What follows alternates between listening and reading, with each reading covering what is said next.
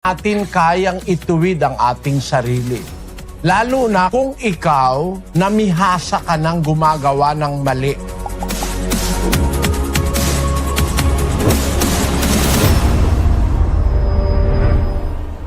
Ito ang sabi sa Biblia, sa Gis 23 ng Jeremias. O Panginoon, talastas ko na ang lakad ng tao ay hindi sa kanyang sarili.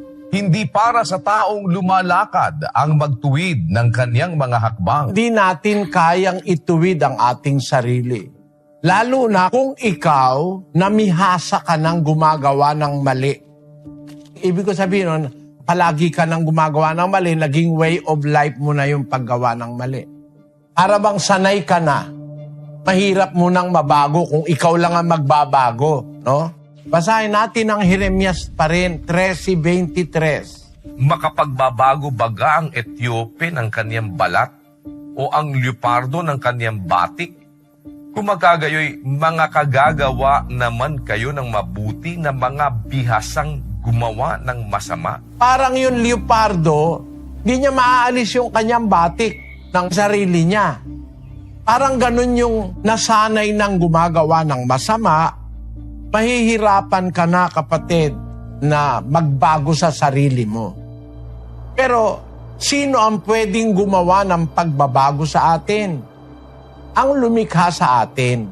Siya kasi gumawa sa atin, pwede niya tayong i-renovate o baguhin. Basahin natin ang Ezekiel 36. Bibigyan ko rin naman kayo ng bagong puso at lalagyan ko ang loob ninyo ng bagong espiritu at aking aalisin ang batong puso sa inyong katawan at aking bibigyan kayo ng pusong laman. Ang Diyos ang makakagawa ng pagbabago. Unang-unang babaguhin, kapatid, puso mo. Ang pagbabago kasi, manggagaling yon sa puso. Ang puso kasi, yun ang nagdidirect ng buo nating pagkatao. It is the heart that directs the activities of the entire person. Pati kaisipan natin ang gagaling yan sa puso. Kaya, para magbago tayo, ang Diyos ang gagawa ng pagbabago. Pabaguhin niya muna ang ating puso. Pagkatapos niyang baguhin ang ating puso, ay susunod na niyang babaguhin ang ating espiritu. Sabi niya, bibigyan kanya ng panibagong espiritu. Hindi natin magagawa sa sarili natin na tayo'y magbago. Ang Diyos ang gagawa ng pagbabago. Basahin natin sa Kawikaan 16:9. Ang puso ng tao ay kumakatha ng kanyang lakad, ngunit ang Panginoon ang nagtutuwid ng kanyang mga hakbang. Ang Diyos ang makakapagtuwid sa atin. At para tayo maituwid ng Diyos, dapat pakinig tayo sa kanyang salita. Pakinggan natin, tandaan natin, sumampalataya tayo sa salita ng Diyos, makakalakad tayo sa pagbabago. Kapatid, karanasan ko na yan.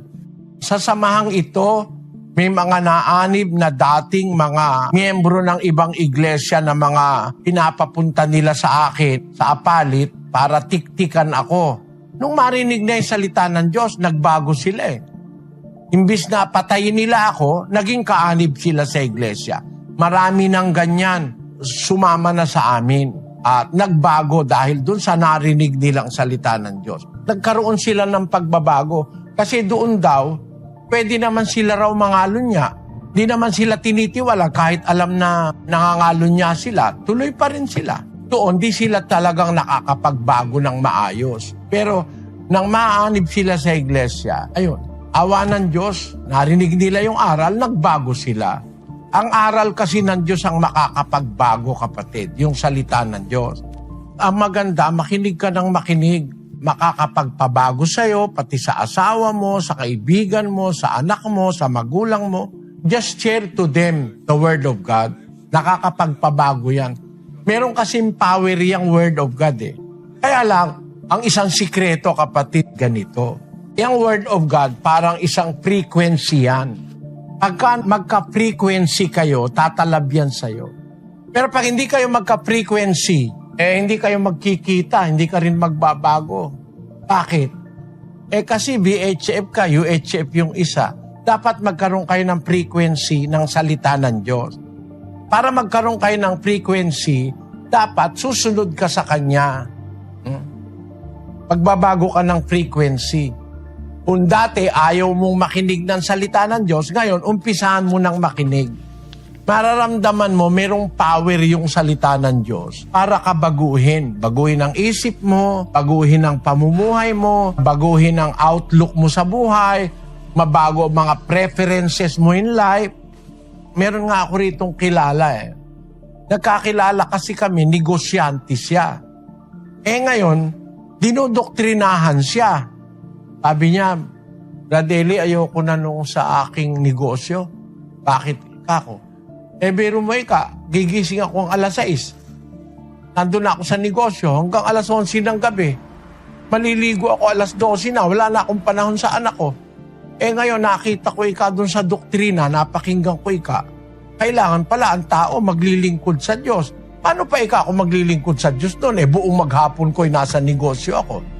Kaya ngayon daw, yung isang negosyo niya, bibenta niya na, simple na lang pati yung apartment kong malaki, bibenta ko na, lilipat na lang ako sa maliit. Nabago yung pananaw niya sa buhay.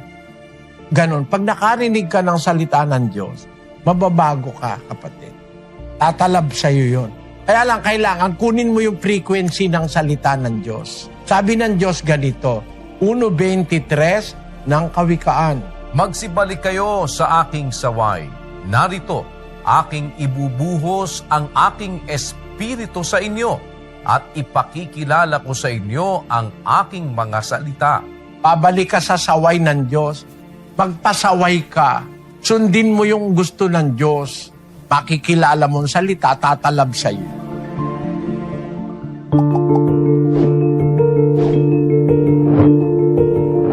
Atin kayang ituwid ang ating sarili.